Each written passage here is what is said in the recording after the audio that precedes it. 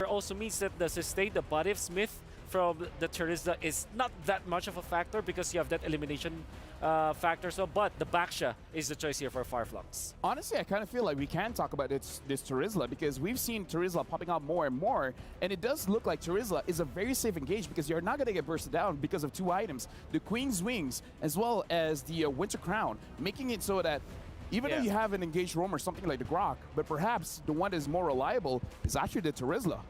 I think one big thing with the Terizla and just EXP lane in general seems very tight right now, right? There's the Edith that you can flex around, there's the Arla that you can flex around, but other than that, it's kind of Terizla and Yuzong, and if you don't pick up an EXP lane early, then you're left with not many choices because we're seeing the Yuzong get banned out in second phase, or we're seeing the Terizla get banned out in second phase. So my question is, Wolf, is this Arlot roam right here? And if it's not, what do they have left if the Yuzong gets banned out? And that's the beauty of the Arlot, right? You pick it up in the first phase, then you have both roam and as well as your EXP kind of filled up because it's so flex that it's good at both both roles. So to answer your question, what else do you have in roam? Like Minotaur, for example, is one of the heroes that I think about, and Fireflux unfortunately will not have access to that. Another hero is the Tigreal. So if there will be an attack speed based marksman that will be revealed here by RQ, for example, a Claude in their fourth pick, Tigreal now looks really good for Fireflux.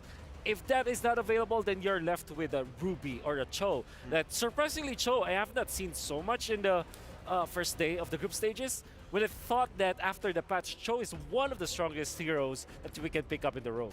But now we got to look at RQ Kira's first three picks. It looks like it's going to be more or less the same draft that they used going up against EVO's Glory, where they had a very good early game, mid game, and they closed it off very, very convincingly.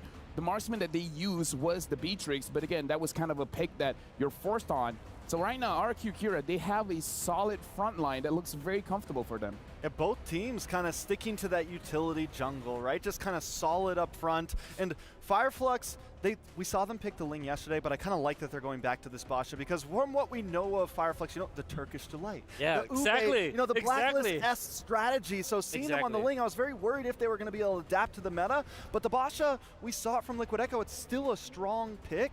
It is a very good utility jungler right now. Maybe even debated to be better than the Fredrin. I feel like it's the early best. game. Yeah. I feel like it's okay. I think it's good for Fireflux here. For sure.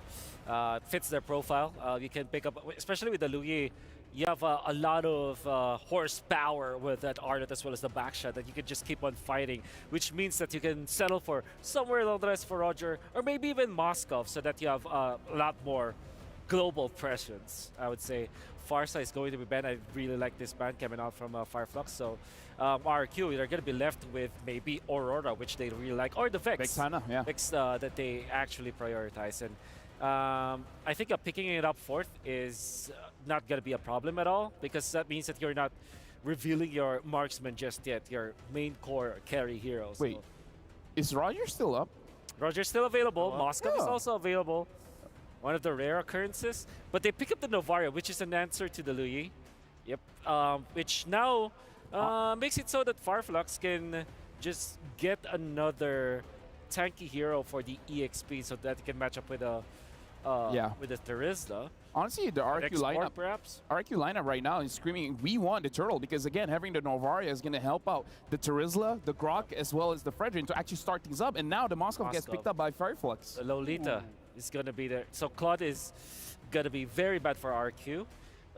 They might be forced to go for the Roger now, which is not that bad, actually. Yeah, the Roger's solid, especially up against Lolita. It immediately gives an answer to that and makes it so the shield is essentially pointless. Yes, you could drop a Meteor here. I mean, you could shield a Meteor here and there from the Novaria, but it definitely kind of nullifies that whole idea. Exactly. Well, I guess the next best bet is... Okay, well, okay. They don't care about no shield. They don't care. They don't care about no shield. Well, they have the BMI to get to the backlines. Maybe they're comfortable with that, but... yeah, I like the Fireflux draft here. You know, I feel like when they're in this kind of situation, they need to use what they feel comfortable with. And with that, I'm very comfortable of throwing it over to our casters, Papa Naisu, as well as Baby Mirko. It's your turn. Thank you guys so much, LaFell, Trex, and Wolf. I don't have nicknames for you guys just yet, but once again, I'm Naisu, or Papa Naisu, and this is Mirko. I don't know if I'm going to call you Baby Mirko, man. Yeah, that's more of a LaFell thing, you know. Yeah. I call him Baby LaFell. Calls me Daddy Miracle, but Okay. I'm fine calling you Papa Naisu. All right, well, let's roll with it, because in just a second we saw the drafts already from RQ Akira and of course for Fireflux Esports and how they're going to go about this. And once again, what a fantastic look of the stage here as we get ready to load into the Land of Dawn for this game number 1 in this best of 2. Very crucial matchups here to round out Group A, as again, by the end of the day, we know where these teams are going to fall into place, the top 2. Now jumping into it, we have to see exactly what they want to do with this lineup, how they want to utilize the picks that they went with. Great inputs again from the analyst stand there, but man, RQ Akira, I love what they're doing. They have a great front line with this. I'm just wondering how they'll be able to utilize the back line later on. But we know Gusta Lagusta, man, he loves this Claude pick, rolls with it. You can also see some of the emblems they're rolling with. Nothing too crazy just yet, like we've seen in the past. But so far, lane's kind of already falling into place here. Slowly but surely, I think in this matchup, it'll come down to the mid control. I think for the most part, in day number 1, we saw that whoever got mid prio, they just have so much to play with in the game. They're actually able to dictate the game. And RQ Akira, hey, game number 2, that was exactly how they were able to pop off, beat EVO's Glory at their own game. But something I do want to talk a little bit about is this gold lane matchup for Gusta Lagusta. Sunshine's going to have a better time here on the Moskov compared to the Claude. And you can already see Gusta getting punished by that Spear of Misery. He's already used the regen too, so he's going to be forced. Game here, and it looks like we are. So, again, jumping into it, it's only under the 4-minute mark. The players got everything situated here and set up with that. So, still, it looks like, too, you know, for both teams, they want to go ahead and just wait for this first objective to come up. Not all these level 4s online just yet, so as they go ahead and kind of wait for that, this is going to be crucial. Like I said, with this Terizla pick, you need that penalty zone available, but both junglers will go ahead and start this up for now. RQ going to hold this up in front. This is what we see Fredrins do all the time, and pair it up with Luis. Not sure. Up top, Takashi doing some damage. Alien, going in for the stuns and right into the first blood. Now, Appraiser's Wrath comboing together with a Retribution. Tienzi will be stunned up earlier by Louise, and he'll be able to walk up and flickers out as well. With the power of nature still there, RQ Akira, that's a turtle traded in for first blood. Yeah, first blood already, and look at this. Fireflux Esports actually want to put the pressure further on into the jungle, but I'm not sure if they're going to be able to accomplish much with this. RQ pushing them back out, so with that, RQ Akira gets the first objective, you know, great for them, but at the same time, the scaling here could start to happen for Fireflux Esports if they're not careful in the exchanges. A lot of just back and forth here. Gusta Lagusta trying to keep Sunshine there. Good damage as well by Louise. There's pure destruction. Not connecting. Gusta still able to evade away from it here. As Sunshine goes for the shove in the bottom lane, trying to go for that gold crab that Louise is holding onto. But so far, Gusta Lagusta has been losing out on the trade. Sagan, though, trying to go for the astral shot. But will not be able to find it now, only just helping Gusta Lagusta to get the gold crab, and he will be able to secure it. I think it's what you do, man. You know, you just give that best experience to both gold laners if you can here. But Claude, I would say specifically, really needs that time to build up. Got to get those, you know, 3-4 items, the trinity, if you will, for the Claude to really shine in some of these team fights. Because again, with the lineup that Fireflux Esports has, they can actually try to negate a lot of the overloaded damage from a Blazing Duet if they're all positioned correctly. And it's also just a little bit, I guess you have to say, for the entrance from Gusta Lagusta has to be very crucial and on point. Okay, Great Echo. Revealing Alien and Rosa. And King walks up just like that, but still very, very slow game here. In the 6 minute, only 1 kill. They're both still looking to go for these trades, and we do take a look. We do have a look here at the in-game equipment, where it's going to be a corrosion scythe rush for the side of Sunshine. It's a bit different for Gusta Lagusta. He wants to go for the warrior boots first, but both teams are already trying to go for the second turtle of this game. King first onto with Takashi right there. Numenam Lost gonna be charged in by Apex. The flicker as well, but he doesn't find it. Good stun over, but King is still able to get the retribution down. Now with a wild charge, stunning 2 members by Louise. That's only a final slash onto King, and Tienzi is caught all alone. Takashi will decide to back away, and RQ Akira, super disciplined, takes the dub and walks off. Very disciplined. Alien, I don't think he's going to really accomplish much. You know, he did get that early kill, but right now for RQ Akira, holding on to those 2 turtles, get the objective, and like you said, discipline route. They know they don't have to fight. They don't need to get these kills right now because, again, when you're talking about power spikes for RQ Akira, they needed time for Gusa Lagusa to play off. And even Saigon, oh, mid lane, Wow. Rosa. Appraiser's Wrath, just a big bonk onto Rosa in the mid lane. Will be their first kill of the game, RQ Akira. All right, now they're on the board, right? They got the objectives, they got a kill. Look at the damage already coming out from Saigon, one shot. Wow. Able to take almost half the HP away here. So this could also just be a, in a way, hold on, get the flicker out. Good maneuvers as well. The penalty zone used up, and it was delayed quite a bit there by the Shield Unity clash, or DPZ. crash rather. TNZ not able to really find the value there. Meanwhile, King in the bottom lane wants to go for a little bit of pressure down onto Sunshine. They will be able to do that just with the Astral Echo. And man, RQ Akira, they might be caught by the flanks here. Diversion plays in the back lane, and now it's going to be Gusto who's going to be caught even with the Purify. Apex 47 gets rid of him with the help of Rosa and TNZ. King won't be able to prolong this team fight. Alien has rotated from the XP lane, and it seems for both teams they will disengage once again. RQ Akira trying to defend in the bottom lane with a wave already shoving back to them. 4 members of Fireflux still here in the bottom side of the map, but King wants to walk with the Sunshine, goes in for the Retribution. Astral Sphere connects as well. TMZ trying to go for the backup as well. The Purified there will not work for him. It's a wild charge straight to the back to find Sunshine. And it's now a yin-yang reaction to be used Takashi. up. King gonna go on for the stacks of Appraiser's Wrath. Apex 47 able to displace himself. Takashi with a penalty zone. Locks them in the back line, and Takashi will be able to get that 1 kill on the board. Apex forced to run away up top. Vengeance forcing a blazing duet now. Alien seems like he's comfortable still going for that trade. Man, Takashi just taking a journey down to the bottom lane, and now they're going to take the journey up here to the top as the third turtle of this game is up. They could possibly just go ahead and go 3 for 3 with the objectives. They're going to be forced back. TNZ stopped. Full neutral objective control for RQ Akira. And just like we saw in turtle number 1, turtle number 2, they're utilizing the turtles, taking it slow, and then going back.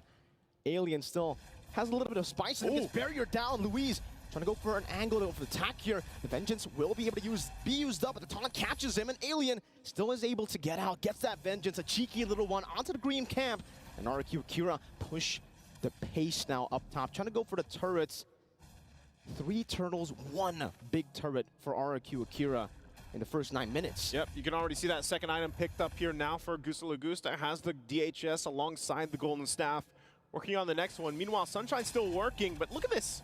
Luis gets a 2-man wild charge straight into the blazing duet, but the final slash catches them all. Rosa, yin-yang reaction still in the back line, dealing so much damage as Sunshine joins in the fray. Takashi gonna be flanked by Sunshine. It'll only give Rosa some more time to go for a creative angle. Diversion into the back. King gets spotted out, brought back again by the yin-yang reaction into the spears of Sunshine. What a diversion. This is what we were talking about in the draft. As we take a look at the replay here, look at this initiation. RQ Akira wanted to fight here and talk about a Spear of Destruction from Sunshine also to join the fight. And watch as that diversion is going to be used. We don't get a look at it, but it was cut. It cut off the retreat from RQ Akira. Again, Fireflux Esports really utilizing this lineup that they have. And so this, I feel like, you know, they were kind of falling behind a little bit from RQ Akira, getting the lead, especially the objectives. But now they've been checked. They don't want to actually continue to make a wrong move like that. You know, they initiated again with a wild charge that they had available to them. And so with that, RQ Akira finds themselves kind of resetting a little bit. Again, this is a Lord that's coming up in less than 10 seconds. Fireflux Esports is in a position now because of that last exchange, that last fight. They're good to fight this off if they want to. And it looks like if they want to get a kill early on before they even commit to this first Lord fight, they could surely do that. They're waiting. Also, Alien is almost going to have that flicker available just a couple seconds. We've seen it time and time before. The Arlot can start and win a fight just with initiation. But Lord's already going to be started up by King. And you can see that half health. This is what we see all the time with these Fredrin picks, but Fireflux Esports will get in position here.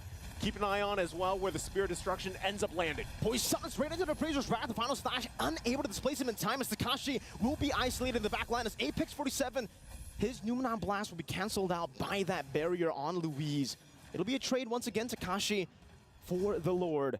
Diversion into the back, just sending TNZ for that flank. Gusta Lagusa trying to go for the clear right now, and you can see there the bounce of the Guardian's Bulwark sending the Astrosphere back towards RQ Akira, but still, for Fireflux, they'll be able to get a trade down in the bottom lane as well. Louise Oh, Sunshine. with the conceal now. It's going to be the Abyss Walker by Sunshine. A Spirit of Misery onto King, dealing a whole lot of damage on this Moscow pick. Apex 47 now coming in with a backup, and Sunshine should be able to find the space now to go for the clear on the First Lord. Alien win for that final slash. Not going to happen, so they're going to clear out that Lord there. But you could see that damage already coming out from Sunshine. Did just pick up the DHS, I believe it was, as well, to kind of round up his 3 core items that he needed. Let's take a look. Okay, Corrosion Scythe, he's got the DHS and the Golden Staff now. Pretty much even. So, you know, at that point, as they clear these minions out, they're going to deal with the Lord. Really, RQ Akira didn't get that much from this Lord pick. So for that, Fireflux Esports doing a great job at kind of keeping things under control. Even defensively, the items are already falling into place, and that's going to be crucial for TNZ to be some of that front line for this next fight that does break out in about a minute and a half here. So we'll see. Again, both teams holding on to the Tier 1 mid lane turrets are going to help them out a little bit as well. But you can see the damage being dealt across the board here. Just massive damage coming out from Rosa. Able to provide a lot of support. Oh, Luis. Still able, oh, the Power of Nature not there just yet. The Wild Charge will be used defensively by Louise. Fireflux try to go for that pickoff, and now the Astral Echo does connect onto Rosa. And here it's actually the best possible target you could go for with that Astral Echo, at least at this point, because it does spot out of diversions. Sagan is able to react to it in time. Takashi with the penalty zone locks 2 members down. Apex 47 still in that bush. The Astral Field doing a whole lot of damage as Alien is forced to flicker back out. The Poissons as well from TNZ. No Wild Charge from Louise. He already used it up earlier, so RQ Akira cannot force the issue on Fireflux. Man, it's too bad. I mean, both gold laners just were not there for that fight. Surely someone would have went down, even if that Spirit of Destruction ended up landing and then the follow-up came through from Sunshine. But with that, ultimately what it's going to result to is just reset across the board. They prep up for this Lord 30 seconds away. Big items being picked up as well. Now the Wind of Nature available for Sunshine. Can play a little more defensively. Also for Gusta Lugusta, he's going to lock that in very soon too. Divine Glaive also picked up. Now available for Rosa. We were already talking about the damage that Rosa is doing on this Louis pick. It's insanity. And now with the Divine Glaive, it's going to hurt even more. So RQ Akira, they kind of have to be conscious of that, right? Because diversion play and then the whole interaction, I forgot what Wolf called it, the double vacuum. Vacuum? Yeah. Double vacuum, that yin and yang effect. Also on the other side, you can see RQ Akira. They've got the immortality locked in now, a glowing wand for Saigon. They're going to just fight. They're able to bait out now the Wild Charge from Louise. Spirit of Destruction does connect to the backline. Sunshine takes it. Sagan forced back instantly. The not last, able to connect onto King, but it's just King now is a penalty zone. Locks 4 members down. So Gusta Lagusta doing for some more damage, but the Guardian's Bulwark turns all of the damage back towards them right as Rosa is still there to dish out the free damage with the yin yang reaction, the dispersions and the rotations. A bit too much for RQ Akira to handle. We have not mentioned Apex 47's name too much just yet, but man, that was a Pneumon Blast setup with the flicker. We're going to take a look at the replay here. Great response. This is already after it happened. But again, we talked about these small corners. The Luoyi, she's such a threat because of that double vacuum effect that keeps them in, that yin-yang effect that pulls them in. And it's so hard for RQ Akira to play against that when they're in these tight areas. So as they kind of try to retreat, it's, you know, they're almost trying to retreat to their death. So at this point, Fireflux Esports now has the Lord on their side. This one definitely will be working it down on that bottom side, trying to get that tier 2 down. RQ Akira, on the other hand, things are falling into place, but it looks like every single time, item-wise, even with their nearly identical items, I mean, itemization is nothing too drastic of a gold lead for either team. They're having a hard time fighting. And if you look at just the lineup here, that's probably the big case of it. Gusta Lagusta has not had an opportunity yet to really use this Claude for an entry point with a Blazing Duet. And Fireflux Esports, on the other hand, even if Sunshine isn't there, they have good fighting potential because, like we talked about with Rosa, and now we get some Malefic Roar online. Diversion. The final slash too, but they're unable to find it. Wild charge by Luis, straight onto Rosa, caught in the Appraiser's Wrath too, as Takashi swings the hammer down. Sunshine now joining the fight with the Spirit of Destruction, as Alien deals with Takashi in the backline, but King gets a 3-man taunt straight into the barrier. Apex 47 gonna be trapped and isolated, but still has the bulwark that's dishing the damage back towards RQ Akira. Now the Spear connecting onto Apex 47, Sunshine with the Spear of Misery catches them right in the wall, but is unable to finish them off. Great kite back from Fireflux Esports, but it's also a pretty good shutdown by RQ. Oh my god, both these teams, the team fighting that they have, man, it's absolutely insane. We're going to take a look at the replay again. Great diversion. They collapsed down, but this time, RQ Akira, with the help of just being in their base on this side, able to just kind of go for the fight and come out on top, but they couldn't get the kills that they were looking for exactly, and Sunshine luckily was there to help them out as well for Fireflux Esports. So what it's resulted into is just that tier 2 turret also in that bottom lane. Both teams, you know, holding on to nearly the same amount of pressure when it comes to these itemizations, but the lineup, like I said, with Fireflux Esports, so far Sunshine has been really hard to get to. And you can see the damage he's even doing to Luis, man. Once he picked up the Malefic Roar, he's already a huge threat, even to Luis, even to Takashi, when they try to initiate with this. I mean, look at the damage taken. You know, and TNZ, like we said, he was getting, he was playing real up front, mid lane, Takashi, chain CC, penalties on the counts out of them now blast, but it still goes through and it catches us right to the final slash. Sunshine with a Spear of Destruction to the back line, now wreaking havoc onto RRQ Akira. 2 members taken down, and the Lord enhanced this time will be spawning in the game. TNZ will be able to go in with the shield unity, zoning the back line away from the minion waves. That's going to be crashing down. The final slash of his place. King right now is asking Rosa with the yin-yang reaction, taking Lagusta out of the fray, out of the play, and out of the land of Dawn. As King tries desperately to go for the 3-man taunt, he does, but he'll pay for it with his life. That's it. Sunshine and the Mistwalker to the front again to crack that base open, and it's game 1 over to Fireflux. And Fireflux Esports will take it game number 1 in this best of 2